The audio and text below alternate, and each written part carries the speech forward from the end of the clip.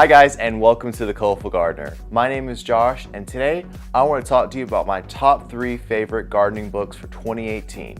If you're new here, go ahead and consider subscribing and liking this video.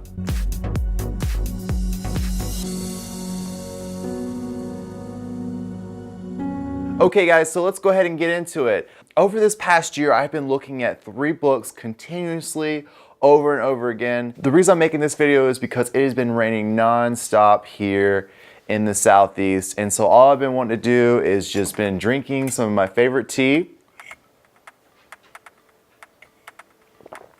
and cuddling up with my favorite books.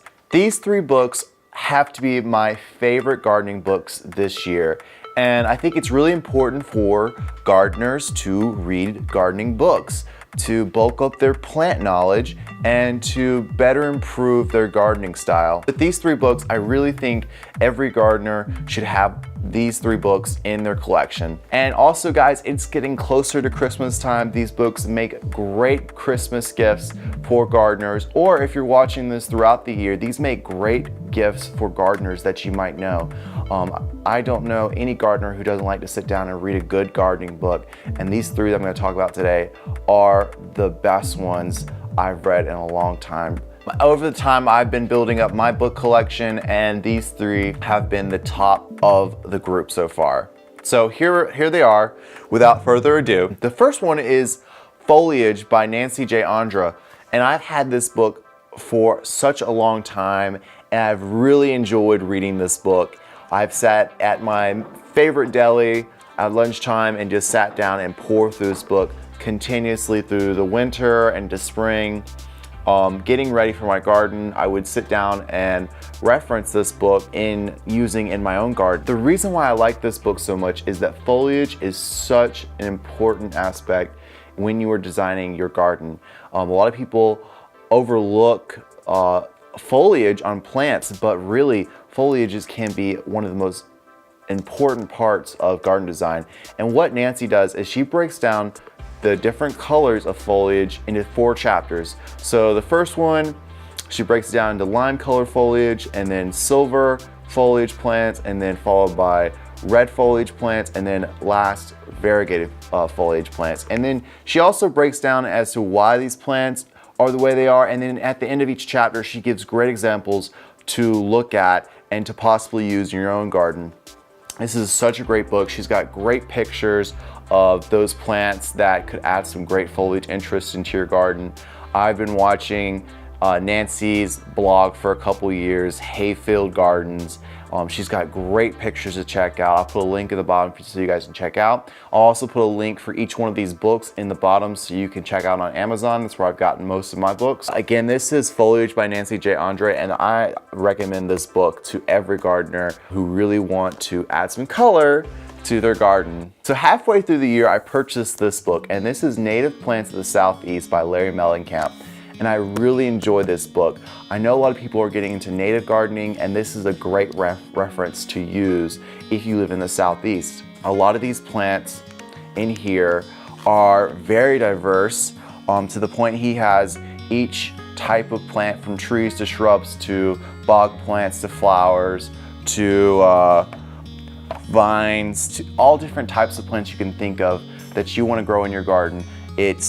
That's native to the Southeast you can find in here. And there's a lot of plants in here that I didn't even know were native to the Southeast, or plants I've never even heard of. So this is a great book just to sit down and discover some plants that are native to the Southeast to include in your own garden. There's lots of great pictures in here, bright colored pictures, good references to why these plants are adapted to this area and where you can put them in your garden. He also has a rating scale on how well these plants are to use in your garden. So this is Native Plants from the Southeast by Mellichamp, and I have really enjoyed reading this book.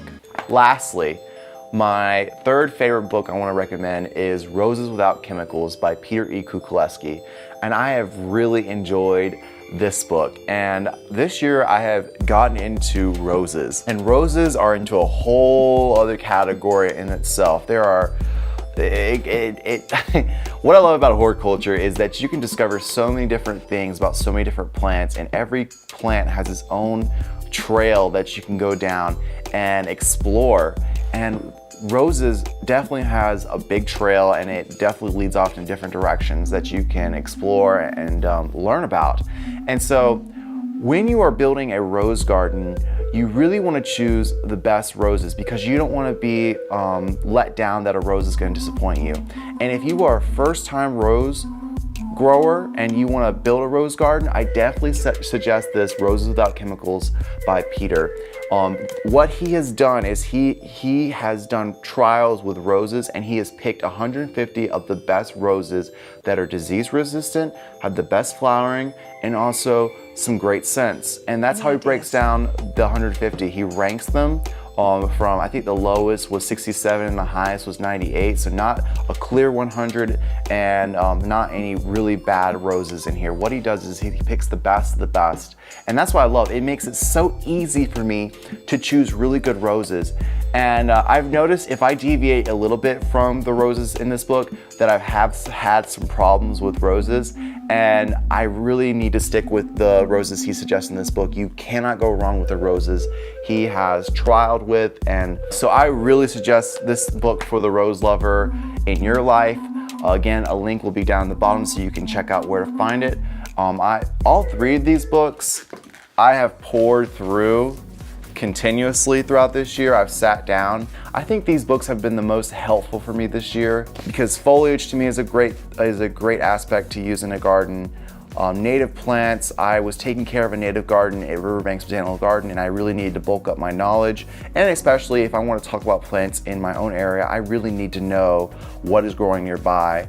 And I've been really getting into roses, so I've been pouring through this book. Every one of these books I've looked over at least 3 times and read page to page, and I really enjoy these books. Again, these are my top 3 favorite books that I suggest for 2018. Again, these make great Christmas gifts for that gardener you may know in your life. And again, thank you guys for watching. My name is Josh, and I hope you guys have enjoyed this video. If you are new here, go ahead and consider subscribing and liking this video. I'll see you guys in the future videos.